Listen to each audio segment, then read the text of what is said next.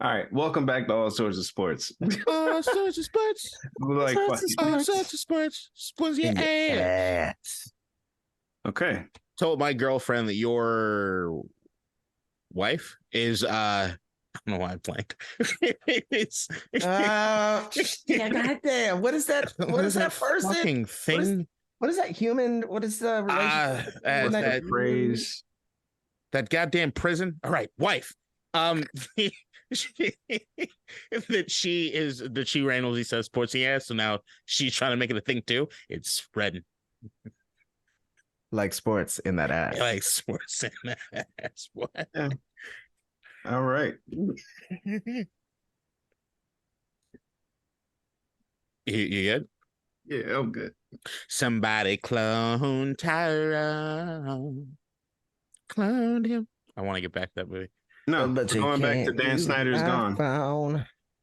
Oh, well, I mean, Dan Snyder's gone. How should I react to this? Well, first off, I'd like to say a fuck you guys very much. I didn't hear any sort of congratulations or anything. Oh, like you that. fucking sack of shit. You guys, the least thing that you cared about is the way that I was feeling about the situation. I mean, it's just it goes to show you that like no one here actually gives two shits about me. And I think that at a microcosm is what a lot of people need to realize in life. You know, most people don't have your back. Most people don't really care about how you're feeling about the big important things that are happening in life. And it's This okay. is why you don't have any friends. Born alone, die alone. Okay, that's what you need to realize. Everyone does. Dylon. Dylon. Dylon. Fuck you, Amish Mahomes. All right, now.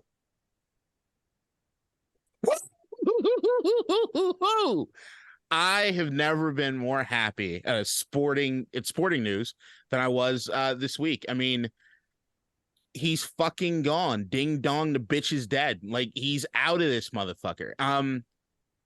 It just feels good. There are moments in my life that I never thought it was going to happen. Usually I say like evil outlives everyone. I thought I'd die and he'd still be fucking owner of this team. And I'd be one of those people that like write an obituary cursing him out in the Washington Post as I'm on my way off this mortal coil.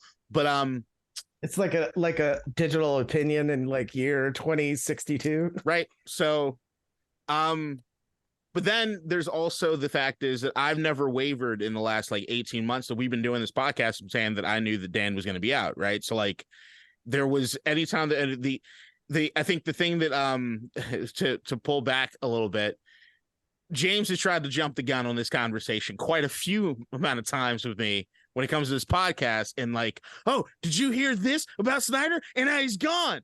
And then he'd look at me and be like, why aren't you excited? Hey, be excited. He'd poke me. Just go excited. Or he'd be passive aggressive in the way he would do it too, the white man's voodoo, and it would make me very upset because I knew it was coming and that there was nothing that anyone was going to say to me that was going to change that fact from being true. And now that it's happened and it's now behind us, it's in the rearview mirror. You go to the commanders.com website. Dan Snyder's not fucking there. It's true. It's real. It feels good. But I think the thing that I think a lot of people don't maybe realize is that it's not even when we say or Washington fans say this feels like winning the Super Bowl, right? It means in this way, we feel like we can root for a football team now. Like you guys in the rest of the NFL have been rooting for football things to happen, right? Or like success on the field or this, that, and the other. In Washington, we knew for a fact that there was never going to be any chance of true success as long as this guy was the owner of the team. And now it just feels like there's no even guarantee that they'll be successful in the next 20 years. But we have a shot, just like all the other 32 teams do now. And we didn't have that a few days ago. And we haven't had that in the last 24 years. And it feels awesome to just be able to be a football fan. It's good. Yeah, I mean, see, I can feel this way because I'm not a traitorish Amish bitch that decided to leave for the snowy plains, the snowy bill-soaked plains of Buffalo, you know, where the bison roam, as they're known for. Yeah, it feels good. And when success and winning actually happens here for us, it'll feel good that I walked through and had to deal through 20 plus years of absolute horrific bullshit. Well, I dealt Ryan, through you it. were like 18. Almost, yeah. But Ryan was like at 18 years of bullshit, and he said, fuck it. yeah, but that's the thing. If Mahatma Gandhi said, you know, I'm gonna start fasting, and then gives up halfway through the bitch, Halfway? No, this would be like 3/4 of the way, following. you don't really care. It doesn't really matter at that point, This right? is like you're following Gandhi, and then through a 20-year fast, and you're 18. Somebody tells you he's a rapist, and you decide, well, I really can't follow this guy anymore. So I'm pretty okay with my decision. I don't like that analogy, and it doesn't make any sense. And don't look into it at all. It's stupid. Fuck you. Yeah, it's just I feel good now. But that's I mean, in all honesty, I've gone on here how many times and talked about how historically being a fan of Washington makes you a bad person. We are a villainous team, and I think we're finally at a point where that side of us is gone, in the sense of like you have the team name that was an issue, and what about him? What about him? No, still got that going for you. Print. George Preston Marshall, which is probably the biggest bad name associated with our franchise still. I mean, he's the one that came up with it and also was the biggest racist maybe in the history of sport. And he's the founder of the team. They had to take down his statues and stuff a few years ago, and where we've tried to scrub him from the history books when it comes to the organization. And then you had Dan Snyder. It's like through majority of this franchise's life, we've had evil cocksuckers owning the team. And now Do you want this before I throw it away? No. That's pretty sick. Why would I want that? Because it's awesome. You want to put it in my man cave? Like, what the fuck am I going to do with that? Yeah. I don't have a man cave. I don't believe in stupid. No, it ain't. Man caves are kind of dumb. No, it's not. Kind of dumb. No, Dude, I mean, maybe to you. You have a I'm trumpet. just saying, if you get to a point where it's like, okay, I have to the only solace I have in my home is this one room. It's my man cave. It It's just not feels like your only solace. Like you acting like you don't have bathrooms. God damn, you hate your wife. Don't do that. Don't do that. Don't fucking do that. I got Bob Marley right here, right? I don't give a shit. I got my 1010 rocket and everything. Nah, take that back. I take it back. I'm sorry. I didn't say that factually. Right. I was saying it more inquisitively. Mm-hmm. No, you said it as a statement. Yeah. It was a statement, but you got tone and inflection at the end. Voice went up. No, it did not. Voice went up at the end. If you could have a room, you have a theater room, have a game room, have the rooms you want, but the man cave, like, this is the man's thing. We watch football and drink beer in the man cave. It's the sports room, then. It's just fine to call it a fucking sports room, but the man cave. I'm sorry. Needs some. It's so like the name protecting your pisses you off that asshole. much? Like, Jesus. the fact that you could call the room basically a nickname for your own asshole and you protect it just as much. It's fucking ridiculous. Women have she sheds. And once again, a she shed is the response to a fucking man cave, and it's just as fucking stupid. Yeah. Let people have their shit, man. Yeah. Oh, I hate things. Let people have their shit. Yeah. Okay. Do we need to run through Oppenheimer fucking coverage in the text thread the last few days, you bitches? I haven't seen it yet. Huh? Me neither. Oh, yeah. You haven't seen it. Yeah. I don't know what you're talking about. Suck a duck. No, I'm going this week, though. Yeah, I probably will too. Good. Both of you. Good jobs. Yeah, good work. The plan is to see Oppenheimer and Mission Impossible. My boy, you should see them. No, I want to see them. That was the plan. I'm 100%. My thing is that you want to talk about letting people enjoy their joy. Yeah. Fuck you. Wait, no. Keem was, you talk to Keem. Fuck you. It was Keem. Oh, do I need? How many Anthony Mackie fucking gifts need to be dropped in one fucking text? That wasn't about Oppenheimer. What was that one about? That was about Dan leaving. Oh, whatever. Even that motherfucker. Let's go. You're right. I'm sorry. I'm blaming the joyless fucking group, and I'm getting my stories twisted. Your bitch ass was about the Dan Snyder thing. Team's bitch ass was about Oppenheimer, even though he's a fucking fan. You joyless bricks, you. I wasn't hating. Fucking man caves and all this rest of the shit. Go enjoy chilling. your man cave. I'm fucking chilling. So if I watch Oppenheimer in the man cave, you'll be happy. If you watch Oppenheimer in a man cave, I hope you also have a line ran from your Mustang to the room, and carbon monoxide fills the fucking room, and you die. Wait, you can't really ask him how to watch the movie. I think at this point, like he can watch it anywhere. He can break into the White House and watch it.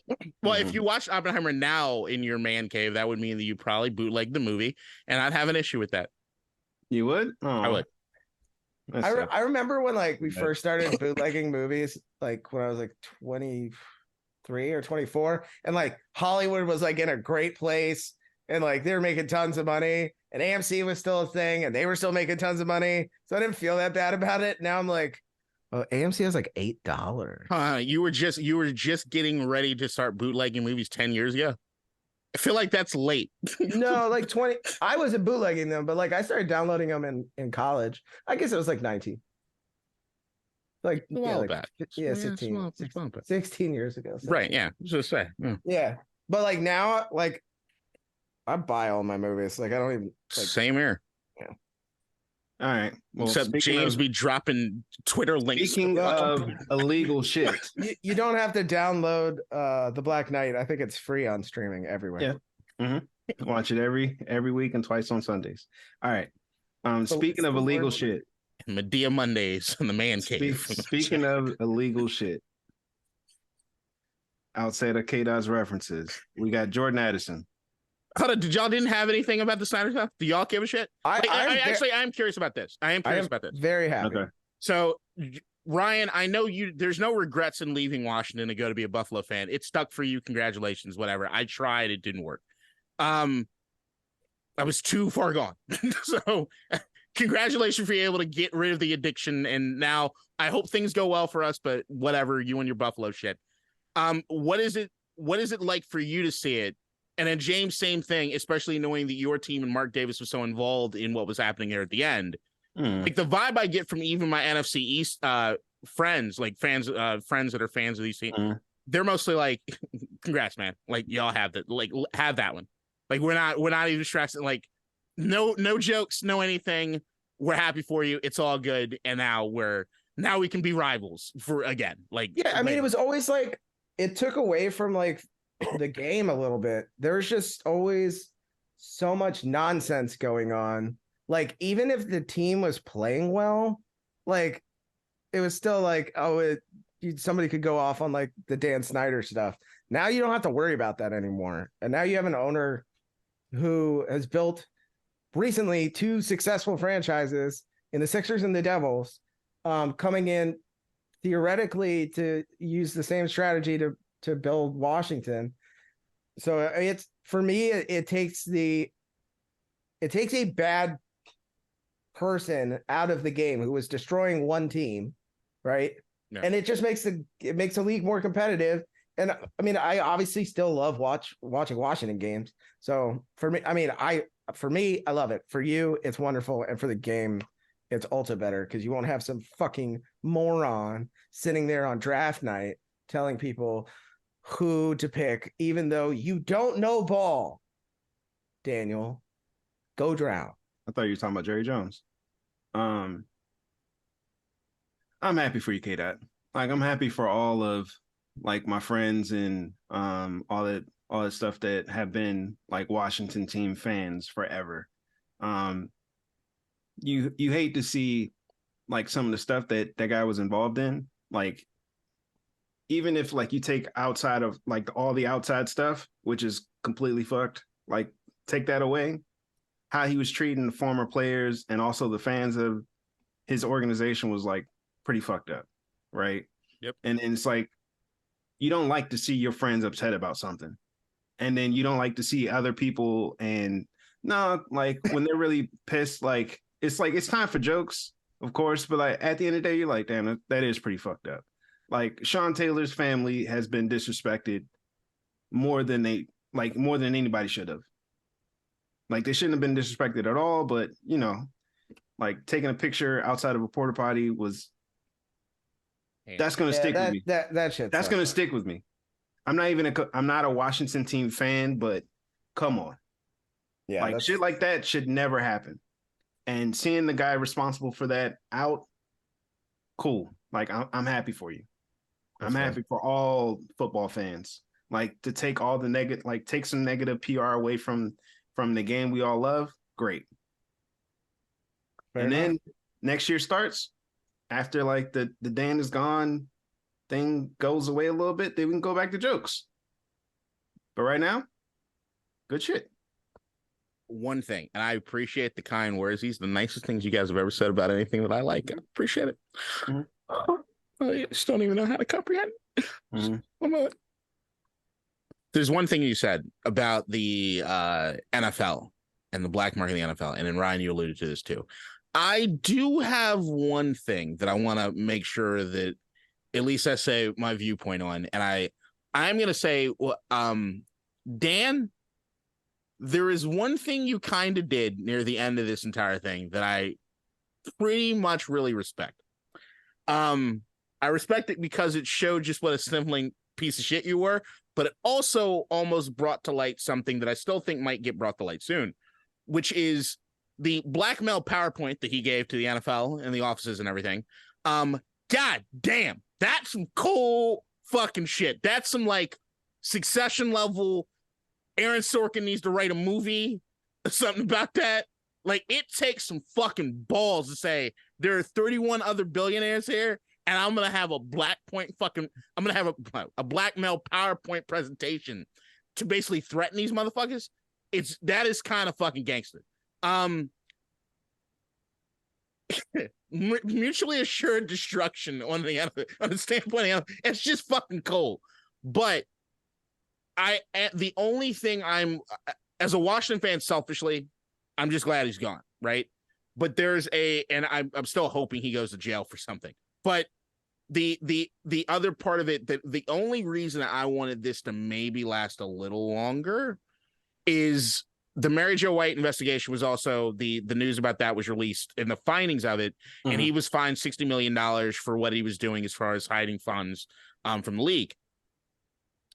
That being said, it feels as though with this and with them throwing the Mary Jo White report here on this, we've stopped looking at the rest of the league and what happened in those emails with Jeff Pash and what the league's influence was. And reading that article that we talked about last week, there is so much more that needs to become public. There's so much more dirt there. What the fuck was on the blackmail PowerPoint presentation? I want to know. Well, never to be seen. If Gruden gets his way, right? Come to light. So that's the only thing I would say as far as the Dan Snyder thing is that I've been telling Washington fans we're going to see his name in the news. At least we should hope to see his name in the news continuously going forward. It's not that he disappears. It's that we still want to be able to be around because there's more shit that needs to come out of this. I'd like to see some hedge roll of the league. I'd like to see some other owners under some fucking hot water. I think Dan was a particular type of evil in the NFL? Absolutely. But I also would guarantee that there are quite a few owners that are doing some absolutely heinous shit that we just don't know about yet. And will continue to do. Right. And if we can clean up the league that way, not just clean up what the league has from a PR standpoint, because you got this loud asshole and Dan Snyder making it messy for all of us. I need to see the behind the scenes shot. I want to see the things that some of you guys are getting away with that are clean, not fucking messy and dumb like Dan. What are you guys doing evil and nefarious behind the scenes? Yeah, they're not going to, the NFL won't let that come out. Well, that's what they did. They kicked fucking Dan out to make sure that shit didn't come to light. Yeah. And I loved like the little $60 million fine just as a jab. Yeah, it takes $6 billion as your yacht is in the Mediterranean and your plane was last seen outside of Naples. Yeah. We'll take a $60 million tax on it. Goodbye, Dan. See you, Dan. That motherfucker is going to live his best life. $6 billion, you already got a yacht. And then what was it? The other part of what Goodell said at the end was like the fine was for what she said and all other outstanding like things. Yeah, like this. So now this he's is just like done. This is it. Yeah. Well, they have no control after this, right? So, like, Yeah. this is the last piece of business that they have with Washington. There's nothing else unless they're going to see each other in a fucking courtroom. Yeah, they will. Right. Well, I hope so. Unless Gruden. Let's see how far Gruden gets with it, man. And I'm only rooting for Gruden to get Discovery, right? I'm not rooting for him to win anything in particular. I'm just rooting. I want him to get Discovery too. Okay. But, all right. We'll see how that goes. That's that. All right. So Jordan Addison, Vikings rookie receiver, who Henry Ruggs wannabe. Yeah, but he was sober doing this, which is, I mean, wow. In fairness, I've seen the video. It was a pretty open road, and he pulled right over. So it wasn't like because the cop turned on his lights and got on his ass. Yeah, but he slowed down and pulled over immediately. Look, 140 is fast. It's dangerous. But you're giving 20-year-olds fucking Lambo money. Lambo Urus money. And those cars are fast as shit. If you don't want kids driving for that. 140, maybe the league should make rookies only buy 1994 Ford Escorts. No, but you can go 140 in a lot of cars. Not a 1994 Ford Escort. Yeah, not that one. You see what I'm doing? No, I'm saying, like, you can go 140 in a lot of cars, much easier in a Lambo Urus. Yeah. But these are mistakes that people make outside of the league. Like, it's the one thing I will say about this guy in particular is he has not had a good start to his run in his career as an NFL player, like hanging up on coaches, all this other shit that he's been attributed to saying and stuff in interviews and all that other type of shit. And then now this, what are you doing? Antonio Brown wannabe. And he hasn't done anything in the league. Where's Vontaze Perfect? Has he been around Jordan? More like Vontaze Perfect. Not. That you didn't even try. Nope. No, that was not one of my best. I'm gonna keep workshopping. I'm a bit of a speed demon. I don't drive quite as fast as I used to anymore, but yeah, it's depending on what judicial case searches you search, depending on what counties in this country. You might see your boy's name pop up for a few things, but so I'm not going to be a complete hypocrite. I like to drive fast, and if there is a very clear open road and there's nobody else around, I might do some fast driving. I would say that 140 and what was the speed limit? What was the speed zone? 55. It's a bit excessive, but I will also say that and just 85 devil's advocate to a certain degree, I find 55 mile an hour speed zones usually across the board to be some of the dumbest goddamn areas to ever have 50. The 55 mile an hour speed limit is usually put in arears in which you could typically drive faster than 55. It's just not what the conversation should be, though. I get what you're saying, but all right, if it's 70, it doesn't mean double that to 140. Well, that is more than double. No, 70 times 2 is 140. Oh, 70. Okay. Yeah. So I mean, that's ridiculous. Yeah, it's really fast. And if he's already having all these other issues, I think that's more the point. Is that what the fuck is you doing? It's the pattern that becomes concerning. It's the thing. Go German Autobahn, so I'm gonna say. But beyond that, the idea that this is what it speaks to, or a fucking racetrack. You got yours money. You can go do a track day. I always hate when people say that. It's just not. No, it ain't. No, it's not that. I'm not saying whether or not it's safe or not. I'm just saying it's not the fucking same. Yeah. The idea that you need to weave through traffic. Yes. Didn't say that either. I did. Okay, that's you. I'm not saying that. You can go on an airstrip. No, 200 if you want. Oh my God. These are not the same thing. That's not the same. All right. Why do you think fucking Lewis Hamilton loses his license in fucking Europe every other goddamn week? It's not the same thing. It's a different fucking thing. The thing with this dude is, and this is where it goes down to, and I think where you were going with it. I will always be a defender of speed. That's just a thing. I know it's annoying here on the pod, but it's something that I do. But the idea that if you were to tell me that I have millions and millions of dollars headed my way, and I need to stop speeding in order to enjoy and to get those millions and millions of dollars, if I can't do that, then that speaks to a lack of self-control and a lack of maturity, that it's an issue. It's the same way that, like, I'm not going to go as far as like the Ricky Williams stuff or the Josh Gordon stuff, because I think that Smith. No, I don't. I like the Josh Gordon stuff. When it comes to weed, if you were talking about people that are in pain and they're managing said pain through something natural compared to what the league says, which is take these pills, take these shots, I can understand having a harder time dealing with that. So I'm not going that far. It's a different deal, right?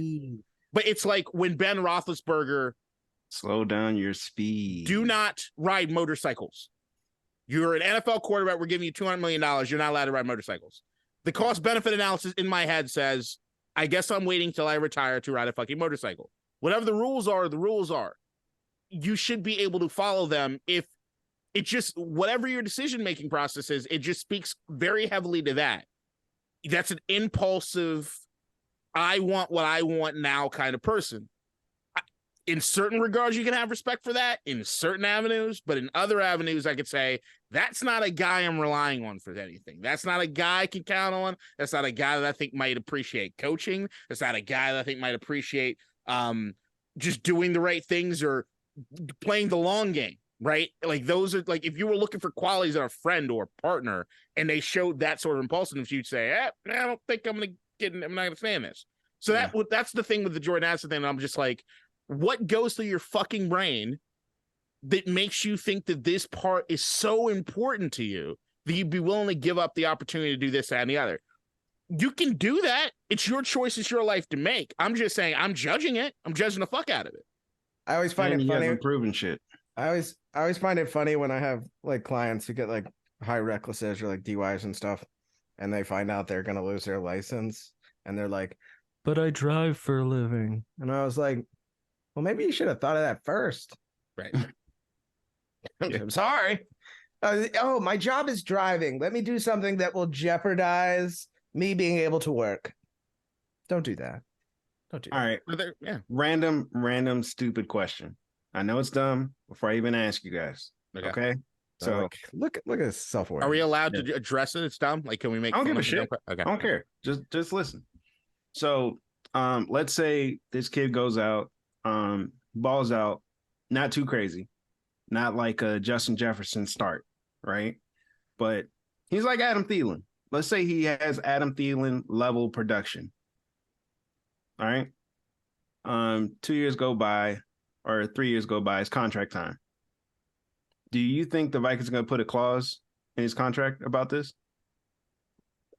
Probably. Did he already sign? Did he already sign his rookie deal? I thought so. I thought there were. I thought there was like one or two. Would they put in a clause in now? I mean, if he already signed, then no. Yeah, but if he didn't, I'm sure. I don't think it'll matter either way. Like, they already have clauses for that kind of stuff, right? He broke the law, and what it is they have as far as the way to get out of the contract, as far as that goes, or to suspend him or to fine him. There's tons of language about that shit and everywhere. Number one, conduct detrimental to the team. Bingo, bango, bongo. Which is, have you done something today? Do we not like it? That was conduct detrimental to the team. So right. Then what? And how old is he? Punter will be 22. Yeah, I've done really 22. So much dumber shit than that. That's what I'm guessing. That's like all of it. If we're being completely honest, maybe not James because he's a fucking saint. But I've done much more reckless shit than that. You know. 21. And there's definitely opportunity to grow and to move on from that and to be better about it. Any from here? Come on, bro. Yeah, it was from Frederick. Yeah, I mean, in fairness, in my youth, I drove very fast. So I drove. I used to drive everywhere drunk. Like I was a full blown drunk driver, and I should have been locked up. I should have been locked up. Now the statute of limitations have passed, so that's not an option anymore. So everybody get off my fucking back. I'm not turning myself in. But the idea is that I was a danger to the public in what it is that I was doing. And it was youth, and it was stupid, and it was. I think back on those times, and I'm like, you fucking moron! How dare you have done that? But it was Ryan Dunn's death actually that changed me. But that was rough. I didn't do it ever since then, and now I don't even drink hard alcohol or really drink at all anymore. You got opportunities to change. You're just hopeful that you can make the changes before you make a negative impact on someone else's life that changes them forever. Through no fault or decision of their own. So his base salary this year is $750K. He got what would I do for $750K? Yeah. That's his base salary for the year. His signing bonus is 1.7, right? The yours is like 250, 260, depending on if you get like the Monte or whatever. But maybe a lease. Yeah, you probably leased it. You don't buy cars that expensive. I mean, some of them do, but no, like some you should. Yeah, I mean, if they're going to be collectors, not if you're going to be. That's not going to appreciate in value at all. But the well, I mean, yeah, like certain Porsches I know for sure. Oh, Porsches, yeah, but a Lamborghini SUV, no. Yeah, no. It's not. Some go above sticker. That's fine, but not one that you're driving 140 miles an hour. Like, not one that you drive to and from practice that you put your kids in. That shit is garbage after day one. Yeah. Well, I mean, once again, not one to judge anyone's financial situation, because Lord knows right now the terrible, disgusting, horribly nasty things I do for $750,000. Yeah, we ain't gonna talk about that. I mean, if you post that on Craigslist, somebody may respond. True. Dude, I'll lick anything. Hey, bro, hold on. Why the fuck was that your first thought? It's everybody's first thought. No, it wasn't. But no, that's not true. You goddamn saint. Ryan, stop lying. Your first thought was licking something, Ryan? Not for $750K. I'll lick some things for $750K, but there's a limit. I have standards. When he said he'll do some weird shit for $750K, your first thought was licking something, Ryan? That wasn't my first thought. But okay, thank you. It was second or third. It's up there. It's up there. It's up there. A tongue's going to be involved in something you're doing. All right. Well, I thought of some more shit, but all right, cool. So Jordan Addison going 140. Hopefully he calms the fuck down. You know what's funny? The more I think about it, the more like her whole NFL segment is about moving pieces. You got Dan Snyder, piece being moved. Jordan Addison moving too damn fast. Oh my God. Then we got Hopkins moving to the Titans. All right. How do you guys feel about that one? Because I hate it. I hate that's how you pull things together for the I don't give a shit.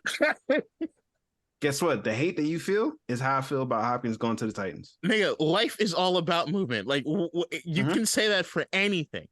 Well, is Tannehill? I said it for this today. Next topic in the segment, we got a basketball game. You know, people move the ball up and down the court. Like, nice. Nice. You can talk about Hopkins or nah? Is it Ryan Tannehill still? Yeah. Is it? Yeah. I mean, Will Levis is there too, but I think it was like Will Levis and Malik Willis were battling it out. But it doesn't really matter. I hate the move for D-Hop because I don't think he's going to have someone. He could have gone to a team where the quarterback play would match D-Hop talent and come together harmoniously. I don't know if he's going to get that in Tennessee. Mm-mm. And so, like, it seems like a weird move. This is like some Dame Lillard, like, I'm not going to go to a team that's good already. No, because D-Hop's, like, getting old. So is Dame. Fair enough. Dame, yeah, all right. It's like Dame getting cut and then saying, all right, you know what, I'm going to the Wizards. Like, that would be, don't you fucking talk shit about that. It would be great, but at the same time, it's like, why the fuck would you go there when you go to like Philly or Boston or some other place that's like more equipped to win? That's a little different too, because Dame doesn't require somebody throwing him the ball. Yeah, to be good point. the elite. So you can be the greatest wide receiver of all time, but if the guy throwing you the ball is bad, yeah, then it doesn't really make a difference. The receiver position. Maybe he just, I don't know, maybe he's got a restaurant he likes in Tennessee. I don't know. No, I think they paid him the most that anybody else would offer. I think that would be the reason to go. Yeah. That would be the only reason. So money over winning. I mean, it's still, at the end of the day, yeah, it's a job, and you have a finite amount of seasons that you're going to play. So you have to squeeze the lemon. Yeah. Oh, that tickled my head. It makes sense. Makes sense. It makes sense to me. Dollars and cents? Well, it definitely makes a lot of those. But outside of that, Tennessee needing a true number one wide receiver is a very true thing after they got rid of A.J. Brown. Since A.J. Brown, they've needed somebody to be able to have that sort of production in that position. And to give Malik, Will, or Ryan a true number one is going to be very, very vital. And they're going to get, D-Hop is going to get a ton of fucking targets. He's going to get a lot of opportunities. And I think what a lot of people are forgetting about the Titans is they still have a guy named Derrick Henry behind the fucking offensive line. And Mike Vrabel is a damn good head coach.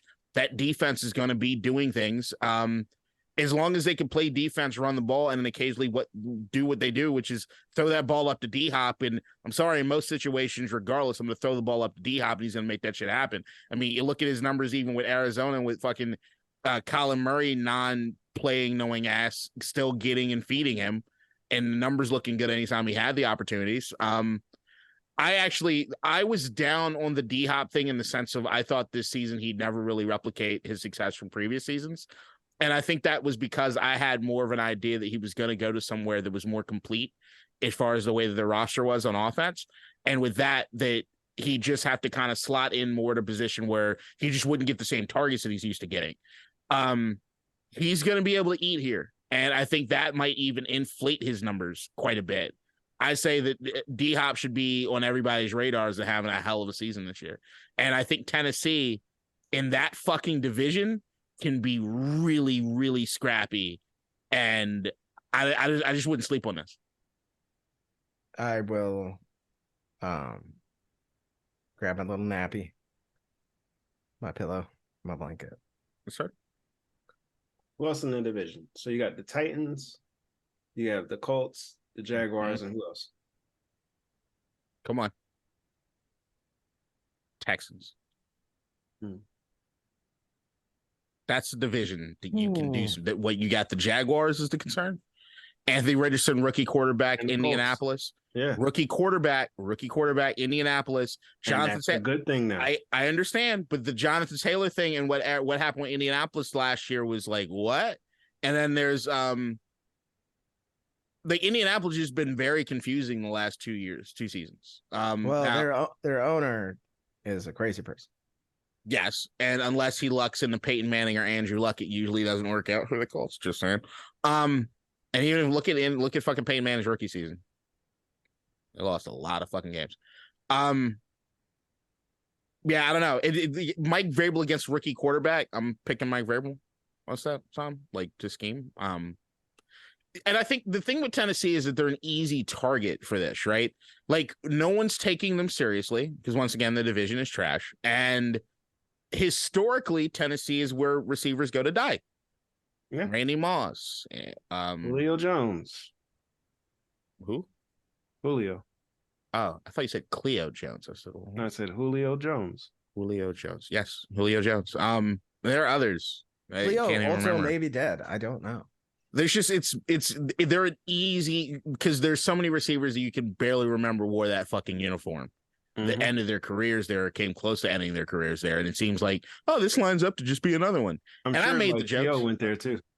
Huh? I'm sure like T.O. went there too, right? I think he might have stopped through at some point near the end. I remember Randy. Yeah, man, it's just I'm rooting for him. And I think I'm a huge Will Levis guy. I did like Will Levis quite a bit, and You only liked him because I hated him.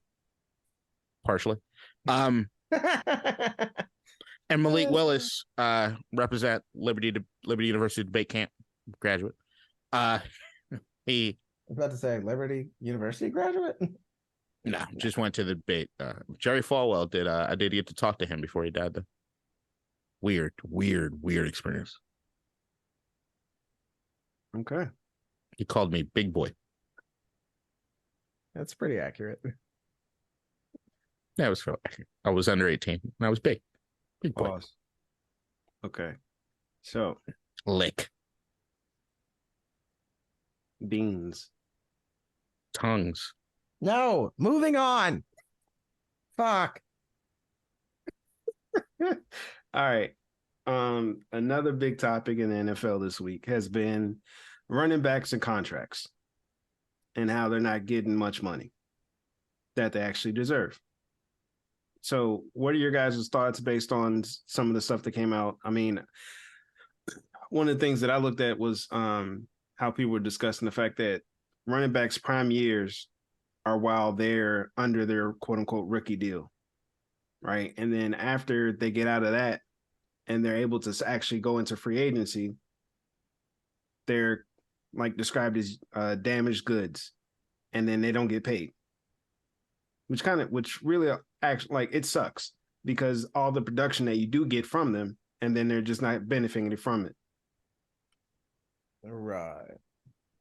Yeah, the Saquon contract's the one that confuses me. What do you mean? Because Saquon's like the heartbeat of that team. Yep. Like, I can understand some team, like there are some running backs, and they are quite plentiful, right? Really good running backs out of college. So I can understand some of them. But the Saquon one is strange to me. I realized he got hurt and was unavailable, but he seems to be healthy now. Josh Jacobs seems strange to me. He should have got it. He should have got his money. Yes. Yeah, I don't know. It started like maybe before 10 years ago, but I really started realizing it 10 years ago that running backs are kind of a dime a dozen, unfortunately. And I think that's why teams are hesitant to pay them what they deserve, because they're like, oh, I can just go into the draft and get an equivalent for cheaper. Yeah. That's got to be the mindset of the teams for not paying him. So even though they deserve it, some more than others. So Yeah, that. Yeah, it's weird to see a position that was held in such grand importance. And then if you look at like the history of the league, any list of greatest players is going to include a few running backs, right? Like Walter Payton and Jim Brown and Barry Sanders and the murderer, and then alleged murderer. I had a 2-hour-long conversation with somebody about this a few days ago, and we were really racking our brains about like what was going on with the position thing.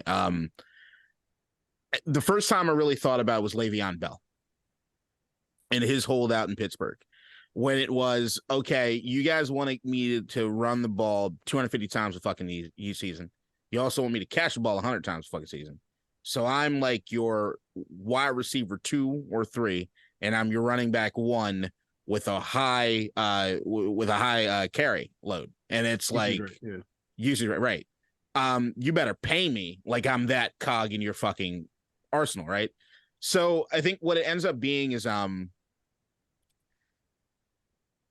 position itself has just changed so much that there's a like really top upper echelon of a few guys, and then there's a large group where you have guys that might excel at certain aspects of it, but it's all about what their usage rate is to a certain degree. And I think the thing is that what teams are realizing is that they can get production from the position that gives them X amount of yards in the offense that you can make up a lot cheaper than paying one of the top echelon guys and making it happen, right?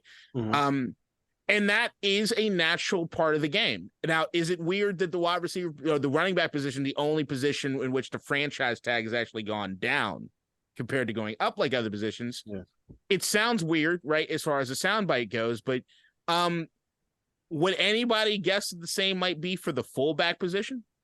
Like, we all knew fullbacks for years growing up, right? Tons of teams had them. And now, can you name 5 fullbacks in the NFL? No. I can name a few, just not 5, no. Which is fucking There are crazy. 32 teams in the league, right? Some teams don't have fullbacks though. Most teams don't. Yeah. So my thing is like, but that's the way the position went. Now every once in a while you see somebody on Twitter be like, "Oh man, it's sad about the fullback position," but is anyone saying that they need to be paid more? Or the position needs to be taken care of in that way? It's weird. It's just now there is this there is something, I don't know if you guys knew about this, but listening to Dominique Foxworth, he talked about it. Are you guys familiar with the player performance fund? Yeah, that was actually number 3 on what I was gonna say next. But yeah. Okay. Well, let's get into it. Let's talk about it. So the $336 million. $336 million. What it does is it's a fund that's there in the league to pay for guys that have completely outperformed their contracts. Usually what happens is for like guys on their rookie deals that were low draft picks that end up playing a ton more time than they were expected to because of where they got drafted. I think the leader was Marcus Epps. Yep, defensive back. For the Eagles, who now just went to the Raiders. Got it. And his salary something like $700,000 a year. Give me a second. Because the fund gave him $800,000. Yeah, so he had. Well, his salary was like $965, and then the player performance fund gave him an additional $800,000. Yeah. Dominique Foxworth was saying the same thing. He said that there was a time 2 years when he was in Denver that the player performance fund outpaid his salary. Yeah. Twice. And nobody really knows about this thing until fairly recently, I think. There is an avenue in which we can dip into that depending on the amount of usage, which is the major issue when it comes to running backs. Most of the top echelon guys in the league, as far as running back goes, their careers are fairly long. Look at the dudes that get drafted. If you're a top flight NFL running back, safe for injury, they can happen to any position. Like career-ending injuries can happen to any position because they're usually the freak random things. It's not the sustained concussion wear down stuff. Yeah. Your career enders are the ones that happen mad random, and it can happen to anybody on the football field, right? So if we're looking at that, it sort of runs in the same run of any other position. Like that part of it is, to me, the idea of fairness is what's weird, right? It's like it's a business, and they treat it as such. And with that, you have fans that clamor to basically defend the business practices to a certain degree to continue things on the way it's going. And if that's the case, blame offenses for not running more because it's not as important as throwing the fucking if I got a kid playing football right now, do you think I'm telling him to be a running back or telling him to try to be a wide receiver 3? You can be a wide receiver 3, right? Like you can get more money. Your career is probably going to be a little longer, even though that is also a number that gets kind of skewed as far as like the average number of years per position. The only reason it's so low for running backs is there's so many fucking running backs. And then it'll be so many fucking receivers. Right, which is exactly. So like it always happens this way. I've been talking about it for the last 2 years on this pod. What I've been talking about, I was saying that receivers coming out of college are the most bang for your buck because these guys know how to run routes in pro systems early, which is why you're seeing these guys just take off, right? Mm-hmm. Wide receivers, the next position to have it fucking happen the same way the running backs do. We can churn and burn, baby, get through these fuckers so we can get what it is we need to get. Who just won the fucking Super Bowl? What was supposed to be the deficiency? They just got young guys and get the fucking production done as long as you get play out of the quarterback position, right? Then look at their fucking running backs. Isaiah Pacheco, what draft pick was he? Like, it's just, you got offenses that are working, and if you can get it working the right way, it's volume. It's just a volume in certain avenues has just changed the game. Same with these threes in the NBA. How much is a power forward that can't shoot worth in the NBA now compared to what it was 15 years ago? It's the positions change as the game changes. I'd say that there are payments. Right. The only thing that I don't hear anybody fucking clamoring about, and it's the fault of one guy, really, that it came to be this way, and fuck you, Jamarcus Russell. I know you'll second me on that one. They need to get rid of rookie pay scales. I hate the rookie pay scale. It's so un-American. If they keep telling us business first, we're going to say, we're going to cap how much money you can make for 4 years, basically, into your career. It's some fucked up shit. I don't agree with it at all. I don't agree that just because you had a team like the Raiders fuck up means that everybody's going to fuck up. You got opportunities to do or not do. Some teams will draft the wrong guy. It fucking happens. And it shouldn't be. Everybody was going to take him. So don't do that. We all did. But if it was Washington, I'd say Washington right now, but we didn't. Y'all did. Make that clear. So didn't like Calvin Johnson went like right after. God damn it. Yeah. Great choice. But see, the thing is, like, we can't prevent front offices from doing stupid shit. It happens. It was a part of the game. And what they did was they insulated themselves and the teams to protect them from paying money to guys that didn't want to be there, didn't want to do that. There are other ways that you can do that with the money as far as usage, whatever else. But you can't, if you give somebody money, your hope is that they want to perform. You can't force them to do anything they don't want to do. That's part of the business. And if you need to get out of it, sometimes you get out of it and you lose fucking money. It's all part of the process. But the franchise tag, which is, I hate the rules on the franchise tag. Those probably need to go the fucking way of the dodo. But like the idea that if you're a Bijan Robinson coming into college, and you look at Atlanta, and everybody in the world knows Atlanta's about to run this motherfucking dude into the ground if they possibly can, right? He should be able to say, well, hold up, guys. I know what I'm worth. I know what you guys are probably about to do to me. I want X amount of dollars. You know what I can do coming right out of college. You know I'm about to be a fucking game changer.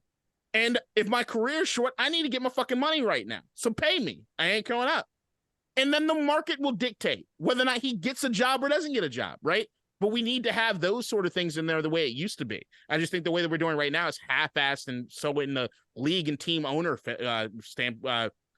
side of things, it's so out of whack.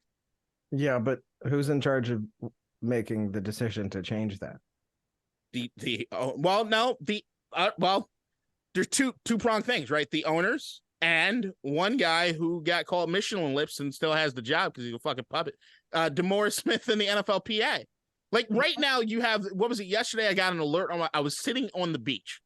Wonderful time on the beach yesterday. I was chilling on the beach, and my phone went off, and it was a news alert on Twitter saying, I was like, really? Saquon Barkley and the running backs are putting together a Zoom call meeting to discuss that was Austin Eckler. Whatever. It's just, I got the alert on my phone. Like I was surprised because I was like, this does not feel like it should be notification news. I thought somebody might have died. Like, what the fuck? Why do I care about their Zoom? Well, I care about it in this sense. It's the same thing with anything in the league, and the same thing that we're seeing right now in culture. And I brought this up as a final thought. It was like 2 weeks ago. Your biggest thing that you can do, guys, is strike. If the league and you players realize you have something you don't like, the power's in your hands to say, fuck it, we're not doing this. We're seeing it right now with SAG. We're seeing it right now with the Writers Guild. We're seeing it with UPS drivers. And the UPS drivers, they're fighting for their part-time drivers to get paid more. And they already solidified. Every time you got somebody on TikTok, this UPS driver saying, I make $100,000 a year. You got the same 10 people at the beginning. What the fuck do you do to deserve to make that much money? You're like, you fucking assholes. What they had was a union, and they used their labor and their work to negotiate. This is what we're fucking worth. Is the company still profitable? Yeah. Then we're going to get this fucking money to take care of ourselves. And the NFL players need to realize they have the will of the same power. I can't wait for the day that there's a Super Bowl to be played and both the players walk out after the fucking national anthem, take their fucking helmets off and say, we ain't playing until these demands get met, and walk the fuck off the field. And never gonna happen. But it'd be awesome. And to see like the halftime show, they just got to pay Rihanna to perform for a full hour because when motherfuckers came, they got to use it for something. But like, I need to see, people need to understand how much power they have by just saying, I'm not going to participate in this. Yep. So much.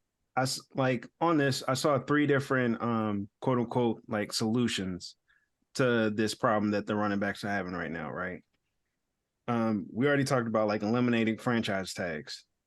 It's pretty much ridiculous. Then we also discussed the player performance pool, which is 336 million, which would definitely take care of running backs if you add that into that. It's just a matter of how to do that. Yeah. What are you tying it to? And then rookie running back contracts being shorter than all other positions. So if you're a running back, instead of you're not being able to hit free agency in year 4, it could be like year 2, like after year 2 or something like that. Just get rid of rookie deals. That's the thing. I think that you run into more issues when you make it a running back specific rule, right? Because, all right, I could say this about running backs, but what if you're San Francisco and you use Deebo Samuel the way they used to use him? Or what Carolina used to do with Curtis Samuel? That's kind of what players have already been like arguing, where like I think Deebo was one of them where he was like, I forgot who the fuck it was. It was like, yeah, you're using me this way. It might have been like a tight end trying to get paid as a receiver. He was like, you're using me this way. Yeah, I remember. As a receiver. You split me out wide all the time. Right. You're not going to pay me like top dollar at $8 million a year when the receivers are making 15. Right. Like you're going to give me 15. Yep. You see what I'm saying? So yeah. We'll see what happens, but yeah, it's kind of hard to designate them like as a top paid running back when you're a running back, you're a receiver, you make donuts. It's like Le'Veon Bell didn't get paid, but McCaffrey sure as hell did, and he deserved it. Yes. The most injured man in America.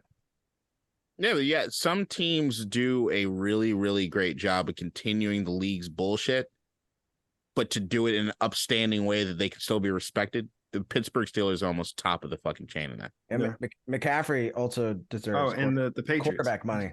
Yeah. The Patriots as well. Well, the Patriots are just known for being shrewd. Like they actually get the Patriot way is to be dicks in business. You know what I'm saying? Like they're not trade people right before you have to pay them. Right. There's no we're not rewarding you for this, that, and the other. It's we got what you needed out of you. It's the Patriots way. Now move on. We'll trade you like you won. Now we're gonna trade you to a team that'll pay you. But it's all within the rules, right? So like as long as the rules exist in the way that they do, the teams are gonna operate in those ways. Most of the time, the teams that don't operate in those ways that try to maybe do right are the ones that fail. Yeah. Yeah, it fucking sucks. All right. Last kind of NFL topic we got here is Shannon Sharpe and Michael Irvin possibly going to First Take. Michael Irvin was on First Take for a while, but then the situation that happened with him. But I still don't think they had any other any evidence at all. No. Am I wrong in saying that? No evidence at all. There was videotape and multiple witnesses that said he was perfect in his demeanor. That sucks because he got taken off of Super Bowl coverage for that, and then he hasn't been seen on TV since. Yeah, it's an ESPN show that I don't watch, so. Oh. Same thing I was saying as far as Stephen A. Smith will only accept this if he understands or realizes and knows that it's still his show. I don't give a fuck what he says outside of that. So the idea that it's Shannon and Michael, to me, makes this a much easier thing to get done. It means that there probably won't be permanent seats and they'll rotate some guys in and out. They always said that. They always said it's going to be like a rotation. I know I want people to understand that there's a huge difference in Shannon becoming his own guy compared to being the second fiddle to Stephen A. And I do believe the same way that he was second fiddle to Skip. I think Shannon has an opportunity to step outside and be his own dude right now. I understand being on ESPN, and depending on if they're willing to back up that Brinks truck, it might be the wise decision right now for him to do it. But I would just say the same issues that he had with Skip could be the same issues you have with Steven. You do not have creative control. It is his show. You are coming to his show. As long as everybody's aware of that, and when it comes to where it is that he ends up landing, I understand from Steven's standpoint, I can definitely have these guys on because they're great and they'll get us great ratings. But the moment they either get too big for their britches, the moment they start doing this, that, and the other, I can Max Kellerman them. So like there is an element of that. And as long as Stephen A understands that, I think Stephen A will accept anything as long as it's still he's maintaining creative control. And he's earned that. He's absolutely earned that. But I think I think they're not going to be on there like every day though. That's of course they would never. Difference. But that's my point, is that you can now all Stephen A is doing is continuing what he's been doing with higher profile people now. So like not just Mad Dog gets to come in every once in a while. Now I got the Murderers Row. And Lord knows I hope they don't have all three at the same time to be the loudest show in the history of television. But entertaining. If you can make sense of what's happening, yeah. It's just bruh, like think about it. Everybody here has been in a locker room before, correct? Okay. I frequent gay bathhouses. That's not what the fuck I meant. Lick. But beans. All right, look, so tongues. Some of the funnest times you've had in a locker room is like after practice, when you're sitting there and people are just yelling at each other, like talking about like the previous game or whatever. The shit is hilarious. Yeah, but we were also 15 and I didn't really like locker rooms, so I wanted to get out of it. Oh, that's okay. The shit is still funny. They touched me in my no. If you go to what the fuck, bro? Like we go to the park and we're playing football and like we're talking shit to each other. It's fun. Yeah. I don't know if I need 30 minutes of it from adults on the television. My man, like give me 3 hours. You love your Donald Trump locker room talk, don't you? I love it. That's crazy. Donnie 24. Hey guys, you gonna have a man cave when you grow up? Grab him by the pussy. Bruh. All right, moving on. You need to go back to sleep, yo. Moving on. I gotta drive to DC in a moment. Yeah. So yeah, I mean, I'm really excited for this. Like, I really want this to happen. And I think maybe Shannon can turn that into like another, like his Club Shay Shay being on YouTube and on ESPN too. I'm more curious about that. Not ESPN too, but ESPN as well. What does the contract with ESPN allow him to do in his own creative standpoint? Yeah. And what does that give him as far as give up Club Shay Shay? Then no. Absolutely not. Yeah. But I would also say that he should be in a position where after what Pat just got, right, to negotiate, I want more eyes on Club Shay Shay.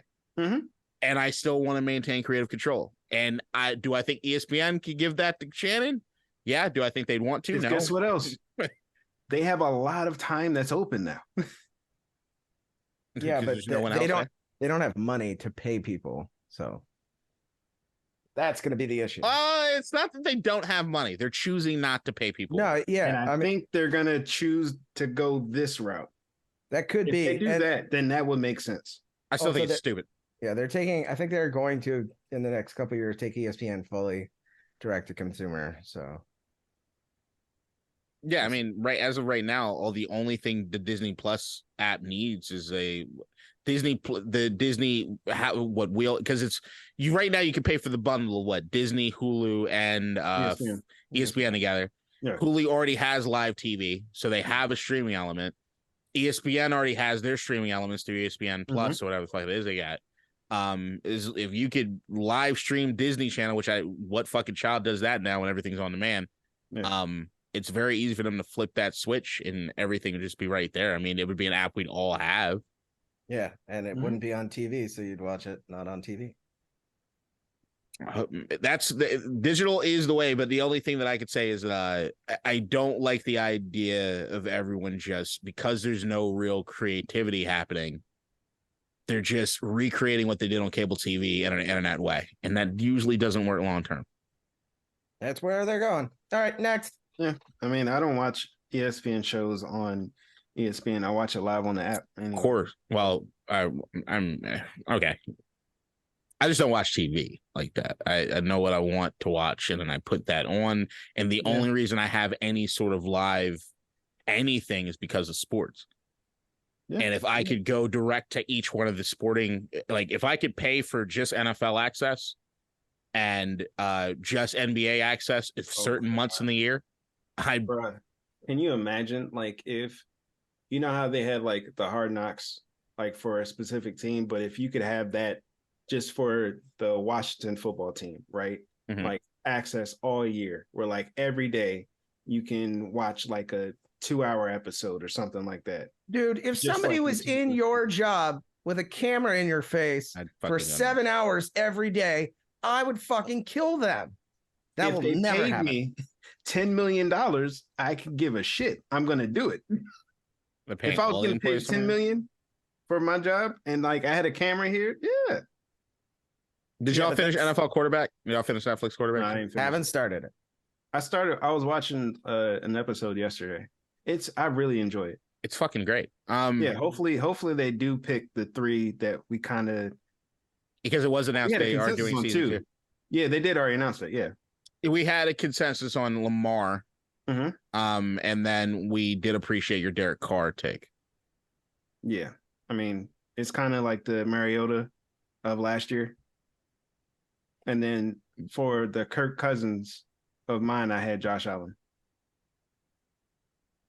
Or flip that, but whatever. I want to see Joe Burrow before Josh Allen, and I wanted Trevor Lawrence. Joe Cool. I agree, but it was the tension between him and Diggs and the team that I kind of wanted that element too. They're not going to show that. Look, Right. So when I watched They have been good about when I watched Netflix quarterback, I had one thing that I was trying to accomplish from watching the series above all other things, and that was I'm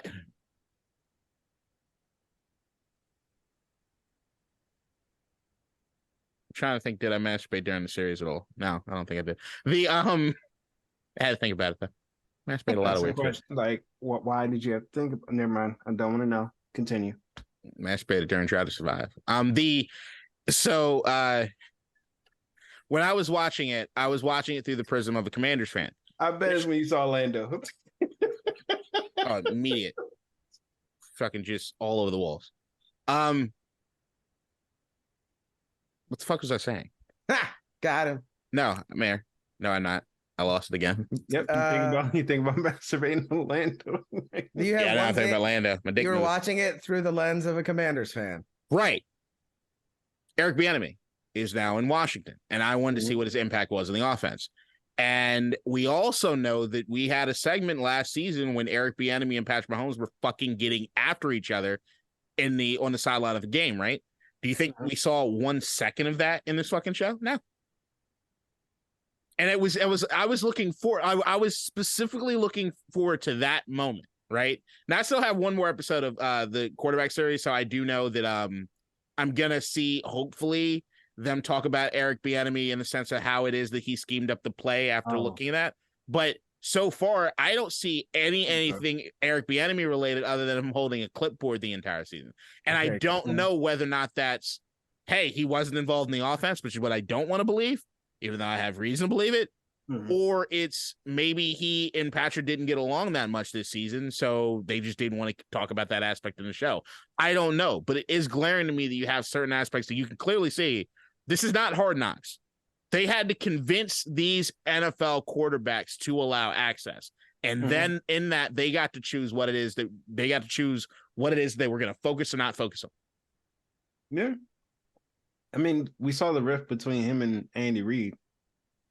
Like, when Pat got hurt for a little bit and they told him to go back. But that's fine because that makes Andy look like what? A great coach taking care of his athlete, right? And it makes Mahomes look like a fucking warrior.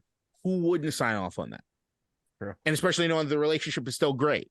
Yeah. Of course you'd sign off on that. But I forgot the Bieniemy and Mahomes thing.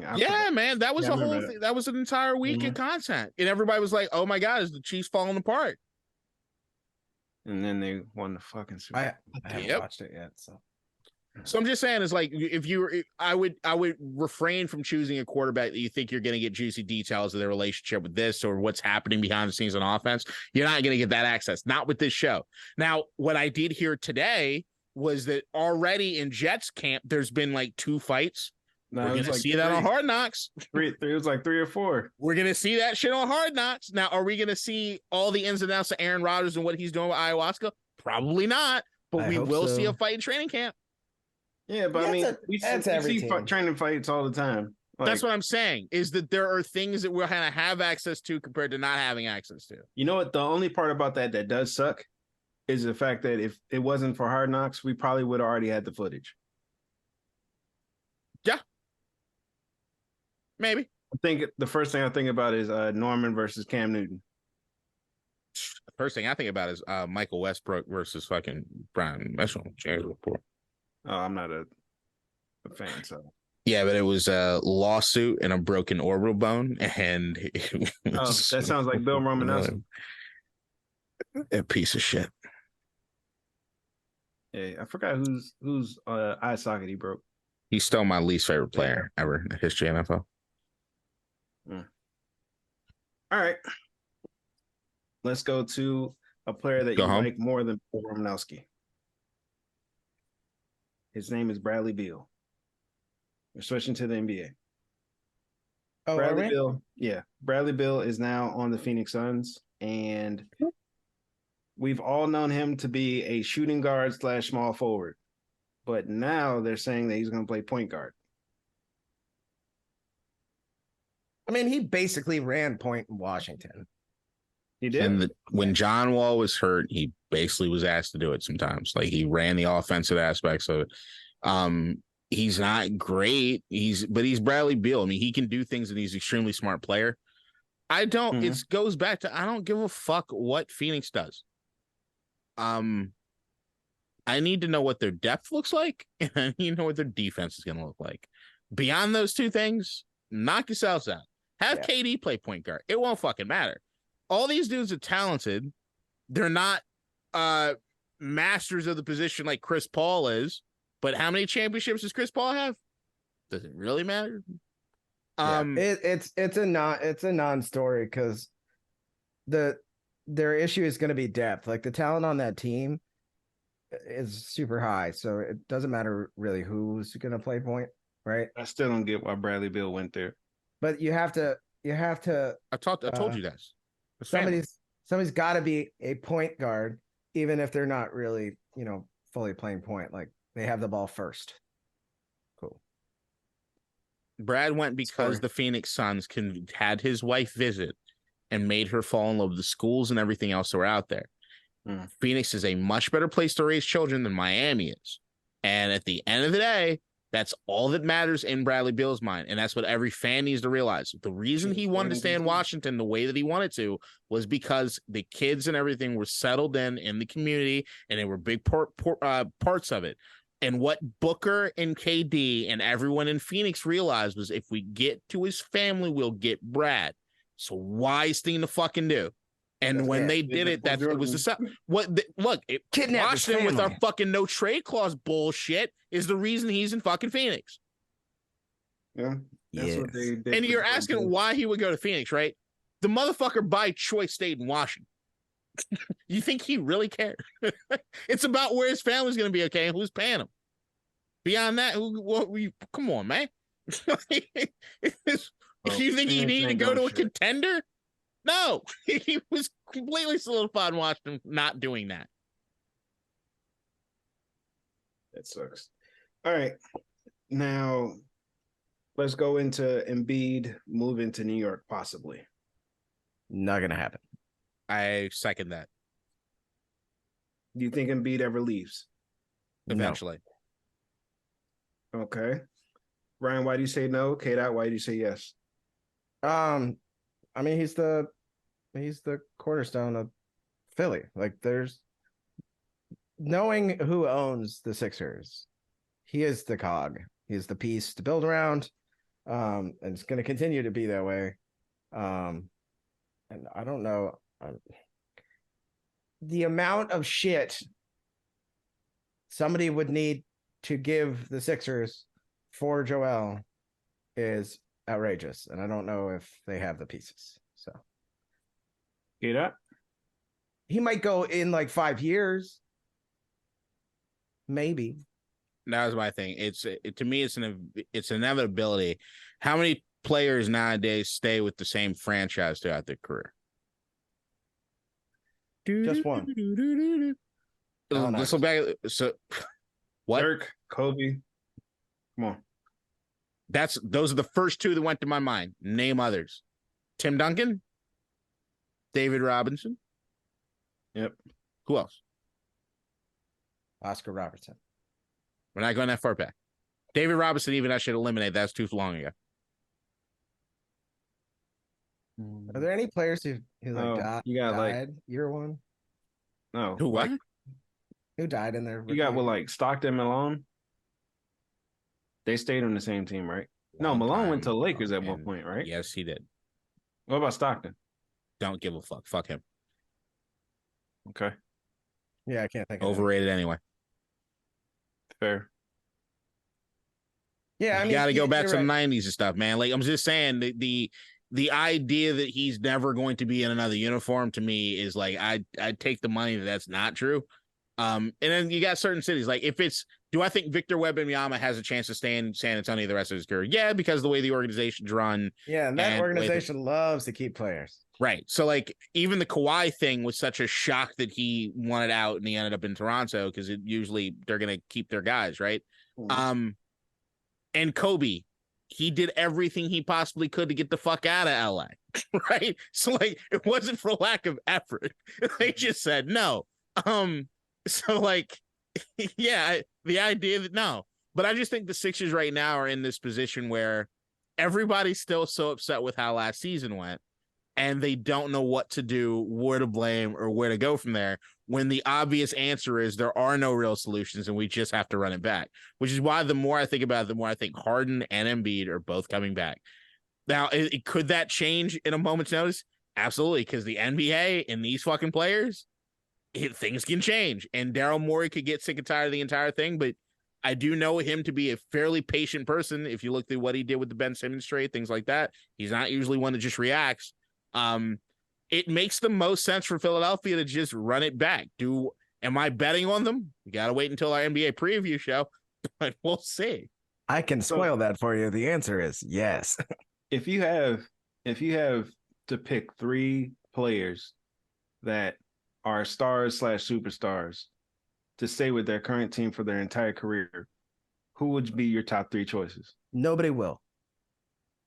So I did actually think that there was a chance. Here's what I'll say. I don't think anyone will anymore. But if you were to caveat it in saying that, like, who do I think will stay with their team through most of their careers and maybe go one place out of the twilight, like we clearly know they're not the same player anymore. It's just not worth it. So like that end of it's like Shaq in Phoenix. So like Embiid in 5 years. Depending on injuries, could be more, could be less. Who knows? But the 30, he's 29 right now. Yeah, but 29.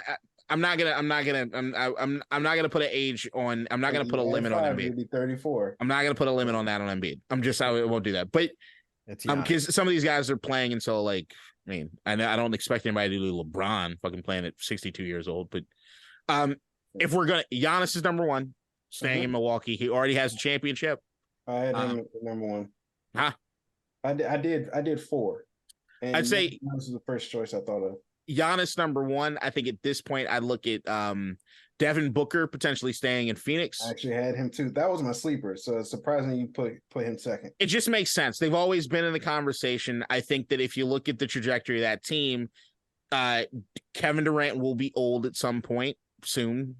And they all get old at some point, right? But Derek Booker is the youngest of that group. I think he'll stay throughout all their incarnations and continue on. Mm-hmm. Outside of those two, Ja Morant might not have a choice. No. I got 2 more. Yeah, go. I got Luka and Tatum. All right, so number 3 is wishful thinking. And then your 4. The only reason it's either Tatum or Brown. One of them is going to do it. But I don't consider like Brown to be the. I think Boston is more shrewd than you're giving them credit for being as an organization. I don't think Tatum will be like. Tatum's not going to be bad enough to where they're going to try to trade him. No, but they'll blow it up. They'll blow it up and start over. I just saying Boston's not afraid to blow up and start over. Okay. I don't see that. I just don't think Boston has any choice right now. I just don't think they have any choices. I think majority of the league falls in the category of, God damn it, we want something to change, but nothing really seems to change. Like there's nothing we can't rock the boat too much because we probably won't be as good as we were, and there's nothing really out there that makes us that much better. I think majority of the teams fall in that category in the NBA right now, and there's just or not majority of the teams, but there are more teams than usual fall into a category where the only real choice is just to run it back. No, Boston didn't do that. No, Boston actually did so much more than I thought they'd do with the KP thing, right? So and that's why I'm saying I give Boston credit for being more shrewd than more teams are usually, right? So but they didn't give up their top 2 players. Like, you try not to, but I'm saying that if they go into this season and end up worse, they blow it up. There's a chance one of those 2 guys is out for them to look for what's the next avenue to do. Like, if it looks absolutely so much worse this year, I doubt that'll be the case. But I'm just saying, if that does happen, Boston's one of those organizations that's not going to hold on just for the sake of holding. I think they would fire Missoula first. I'm not okay. Yeah, but still, that's notwithstanding, they'll blow it up. They'll fire them and then keep the top 3 pieces and then just. But if that doesn't work for 4 years, then you'd be Philly. Then it's not working. But Philly, unlike Philly, they will just blow it up and try again. So, well, the Philly thing is just hard because the talent's there, the injury's just not. Or hold on, we always thought the talent was there, but the injury history wasn't there. Now there's a question of both. So, yeah, I do not want to play basketball anymore. That's just how Joel Embiid retires. I think Jokic retires like that. Oh yeah, I put Jokic in this category. Yeah, Jokic ain't going nowhere. Oh, true. Maybe back to Eastern Europe. He should. If they tried to trade him, he would retire. Yeah, I go back to play. I'll just play more Wizards. Maybe I go back home to play. That'll be the. Holy shit! Have we almost been at this for 2 hours? Yeah. Okay. All right. So final thoughts, guys. I can go first. Mine is actually Nationals related. I wanted to congratulate the 2023 Washington Nationals. It's their first series sweep. Oh my God. Completed today in their last 767 days. And it ended the longest sweepless drought in MLB history. So congratulations to them. I think there's big things in the future for those Washington Nationals. I agree. There are big things. No, their young players are fucking phenomenal. So. As they have been. We got a nice system going to Washington the last few years. I'm very proud of them.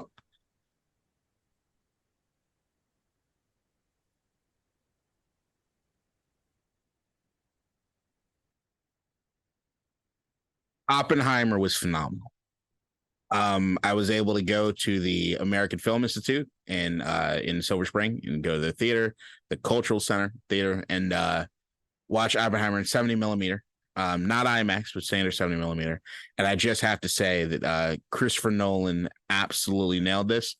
I learned things that I consider myself a bit of a World War II like buff. I love all content related to it, and I love reading about them, about World War II and about the Manhattan Project and everything. And Oppenheimer actually cleared up a few things for me that I had questions for, but the performances in this movie are absolutely incredible. You can give Cillian Murphy the Academy Award for Best Actor already. I haven't seen a better performance. And what makes this movie, it's so unlike anything else Nolan has ever done. The comparisons I would actually say is that while I think people are looking for like an Interstellar or an Inception, this movie was basically an Aaron Sorkin written JFK, which is not something I was expecting walking in. And this also is the absolute. I've never been in a movie more in which every few minutes you're like, holy shit, you're in this too? You're in this too? You're in this? I didn't know that you were here. You're in this? I'm done. No, well, I would just say watch Oppenheimer. And you do not need to be a film geek like me. and try to see it in every film format that they're releasing. It's a little overzealous. But yes, I'm going to the Udvar Hazy Air and Space Museum next Friday to see it. And then I'll be going to King of Prussia outside of Philadelphia to go see it in 70 millimeter IMAX. And I am extremely ecstatic and excited. This is one of those movies you're going to have to rewatch a few times. But if you run into somebody that doesn't like it or says that the movie was too long, question their intelligence. I don't know if Killian's going to get the Academy Award. Apparently, you haven't seen Barbie yet. The Kenergy. Oh, I'm seeing Barbie very on this high, week. very high. The Kenergy. It's not going to happen. You said Killian, and that took me to my final thought. Apparently, Kylian Mbappe is not going to Saudi, which is kind of crazy. So I think he's going to end up in Madrid or Arsenal. I'd rather him go to Arsenal. I think he's going to get Saudi money in Paris. He's been getting Saudi money in Paris. Why would he go to the Saudi league to get the same money? Doesn't make sense. Because PSG is saying, hey, either you renew or we're going to sell you this summer. And he said, no, I'm going to stay here and then I'm going to leave for free. So they're like, all right, we got to get something. So they're going to send him somewhere. We'll find out. Yeah. And then either this year or next year, he'll be at Madrid. And they got to deal with all them fuckers. But it's fine because he's going to miss so many chances. It's cool. Yeah, it's the way it works. Yep. That was my final thought. All right, people. I got to get the fuck out of here. Thanks for watching. If you're watching, go see Oppenheimer. Make it a priority. In person next week? Huh? Sports in person next week? Saturday. Cool. In person until Thursday when Ryan has some moving a book club across town and some shit to do, and then we can't. I have my book club on Friday. Oh, you know what's funny, Ryan? When you told me about Goosebumps, I went and looked at like one of my old drawers. I have maybe like 50 books. Yeah. From Goosebumps. Come to the club. It's fun.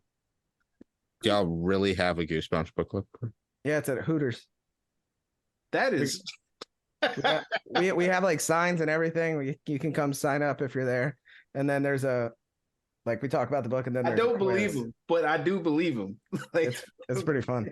It's a lot of fun actually. There's a quiz, and like if you get lowest on the quiz, you have to do something outrageous. So it's to keep people reading the book. That's fucking hilarious, man. All right, see ya. Bye.